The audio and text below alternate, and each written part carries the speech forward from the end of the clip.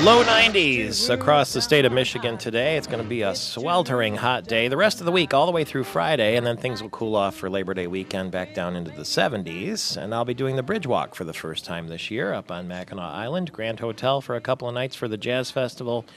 And then I'll see Governor Granholm's final Bridge Walk, and I suspect that possibly some of the other candidates will show up there. I'll be among the, 30 or 40,000 people. And then tomorrow or the next day on the program, we'll tell you how you can do that, too, if you're thinking about making this the year. People tell me that you should do the Bridge Walk if you live in the state of Michigan once.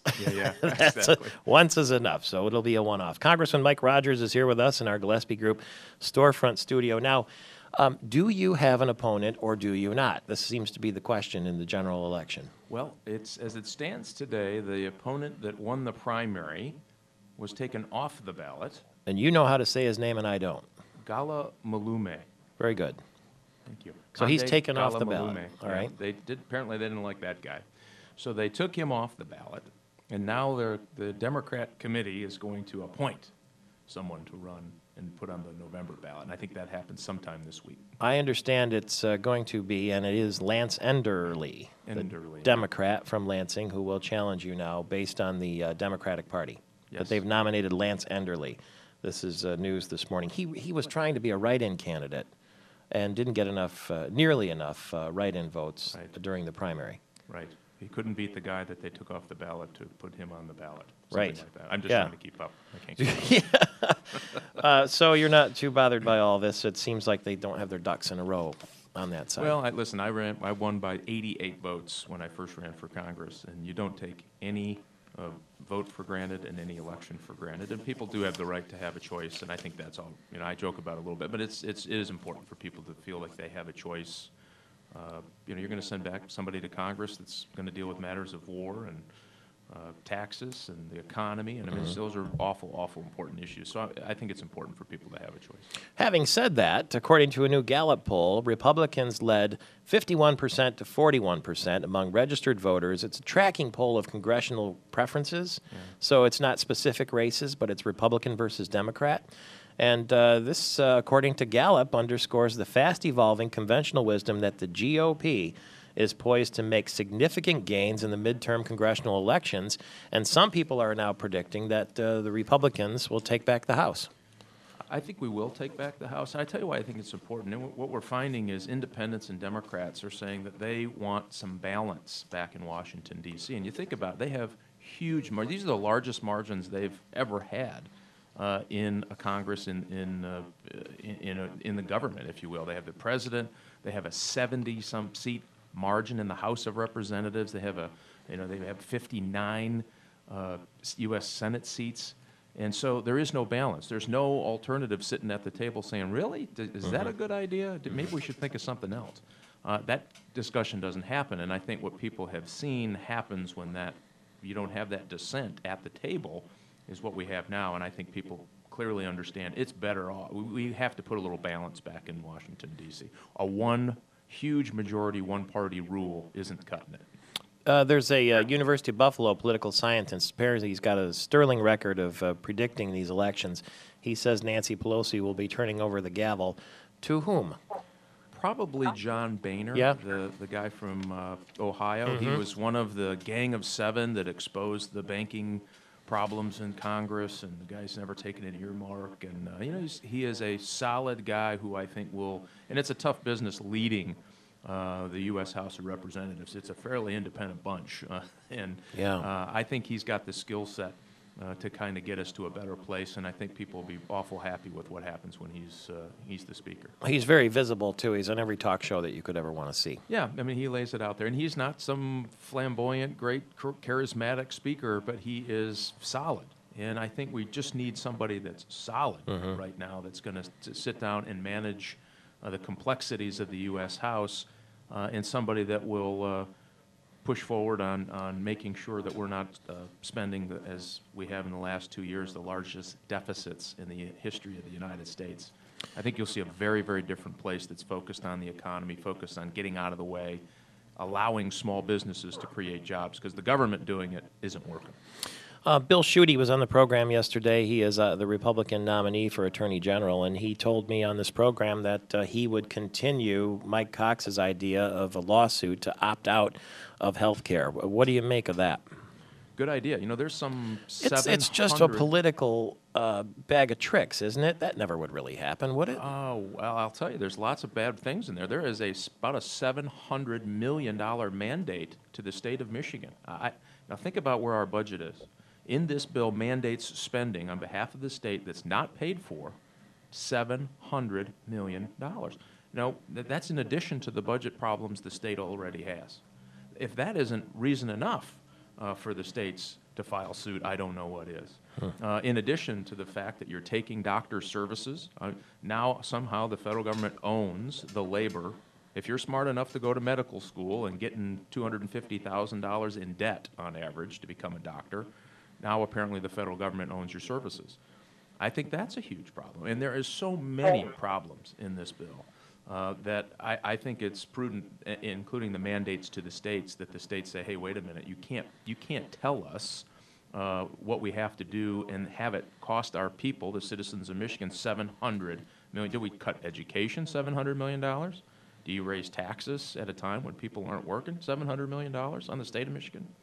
I mean, I hope that we have to pursue a little reason in the health care debate, and we haven't seen it yet. Dan Loepp is the president and CEO of Blue Cross Blue Shield of Michigan. He's on the other end of our line. Good morning, Mr. Loepp.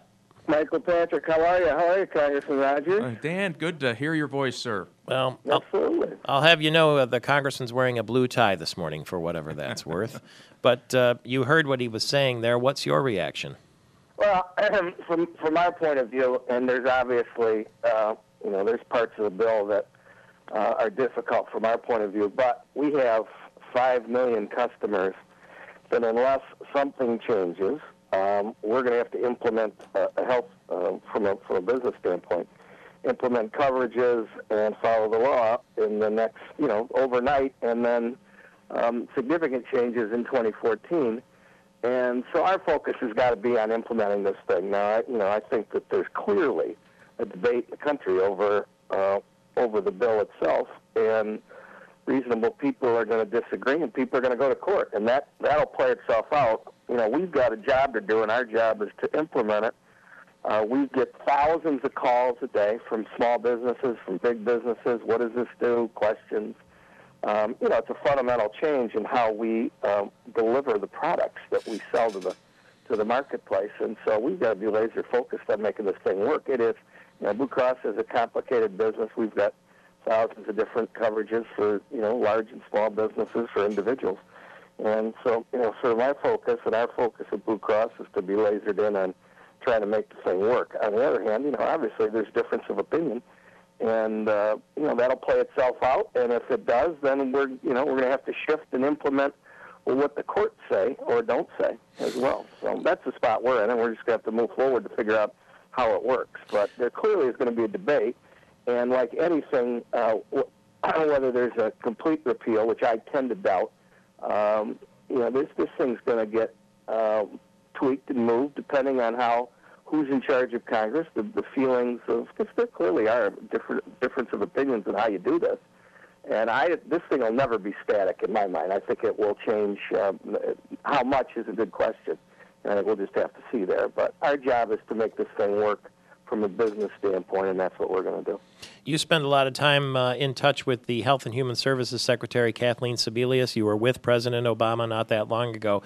She told ABC Radio that because of the polls showing sustained level of opposition to the health care reform, that the administration has, quote, a lot of re-education to do, end quote, heading into the midterms.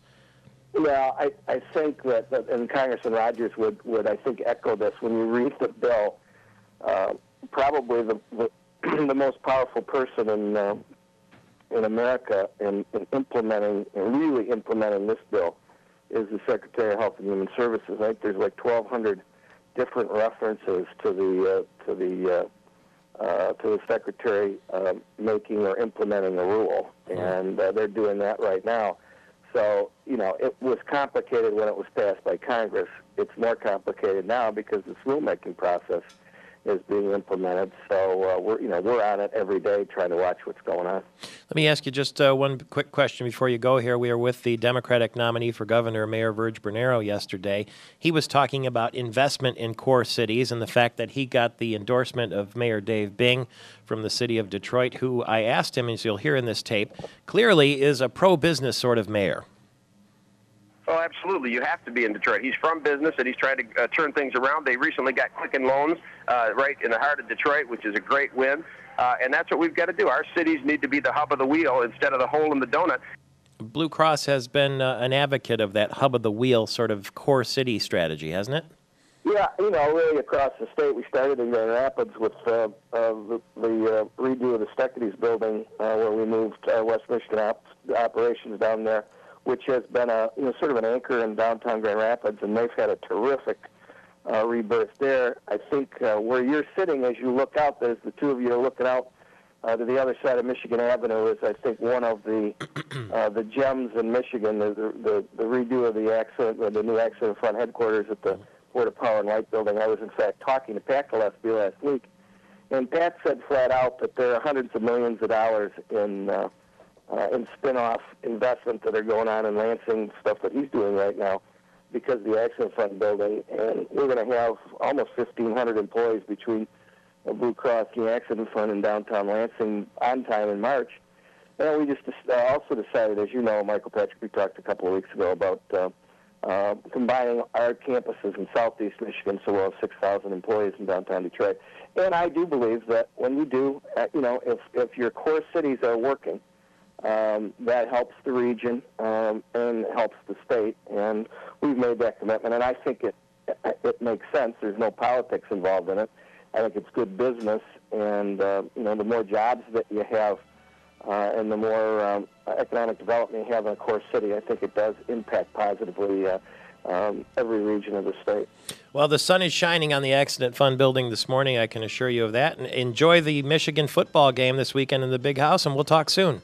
Thanks, Michael Patrick. Mike, good to see you. Hey, thanks, Dan. Good to see you. All the best to Dan Loepp from Blue Cross, who will be saying Go Blue this weekend, having a look at that brand new Michigan Stadium. It's 35 minutes after the hour. Back with Congressman Mike Rogers and your calls in a flash.